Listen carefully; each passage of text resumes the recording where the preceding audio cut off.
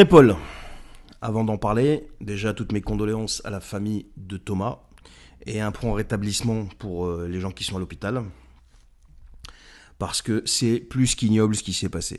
Alors on a une bande de tarés qui se pointent, dépourvus de toute humanité, toute éducation, de tout ce que vous voulez, avec des lames. Parce qu'ils se sont fait refuser l'entrée à une fête privée, eh bien qu'est-ce qu'ils font ? Eh bien ils décident d'en découdre. Mais c'est même pas en découdre, c'est pas une histoire de bagarre. Là les mecs ils étaient là pour tuer. Et la preuve, ils ont tué une personne. Et il y en a 2, je crois, ou 3 qui sont en urgence absolue. Ça c'est clair, c'est choquant, et c'est même ignoble, c'est même barbare. Mais ce qui est le plus choquant, c'est la réaction politique derrière. Je parle même pas de Mélenchon, les insoumis, qui eux ont l'indignation à sens unique, à géométrie variable, à tout ce que vous voulez, parce que pour moi ils n'existent même plus politiquement déjà, c'est qu'une question de temps. Mais je parle de Darmanin, je parle de Dupond-Moretti, je parle de la classe médiatique aussi. Et surtout, BFM TV parle de Rix, Ouest France parle de Rix, Sud-Ouest parle de Rix, LCI, ils parlent tous de Rix.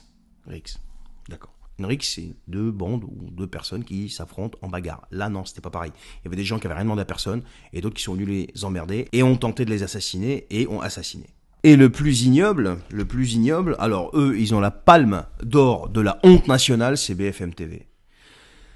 Du pain béni pour l'extrême droite, c'est ce que BFM Caca a dit en fait.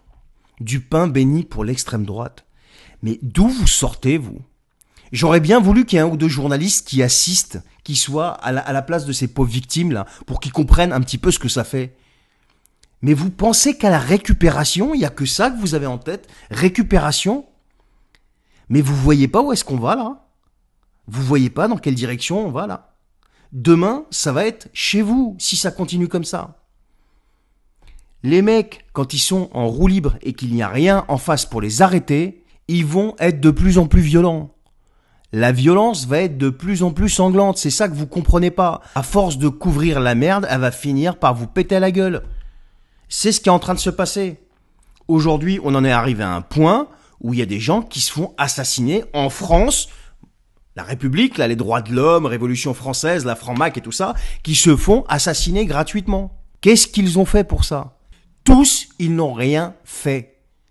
Lola, Bernard, Thomas, Enzo et les autres. Samuel Paty, le professeur à Arras. Mais qu'est-ce qu'ils ont fait ? Rien. Vous savez de quoi ils sont victimes ? Ils sont victimes de la classe politique et de son laxisme, qui a l'art de vous expliquer qu'elle est au top et qu'elle a un super bilan quand son bilan est catastrophique et quand son bilan devient criminel. C'est ça le bilan de Gérald Darmanin aujourd'hui. C'est ça le bilan de Gérald Darmanin aujourd'hui, c'est pas autre chose. Il est fier de son bilan, tous les jours il nous affiche sur Twitter combien d'étrangers, je sais pas quoi, en situation irrégulière il a expulsé. Mais en attendant, tous les jours, il y a plus d'une centaine de coups de couteau qui sont distribués, même plus que ça, beaucoup plus que ça, qui sont distribués en France et ils font des victimes. Alors quand quelqu'un est fier de son bilan et qu'il y a des morts en face, de plus en plus, et ben comment on appelle ça ?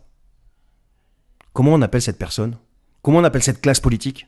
Moi, je vous pose une question simple. Est-ce qu'aujourd'hui, quand vous allez déposer votre enfant à l'école et que vous rentrez chez vous, est-ce que vous êtes serein ? Est-ce que vous êtes serein ? Répondez-moi, s'il vous plaît, en commentaire. Est-ce que vous êtes serein ? Moi, personnellement, je ne le suis pas. Je suis toujours sur le qui-vive.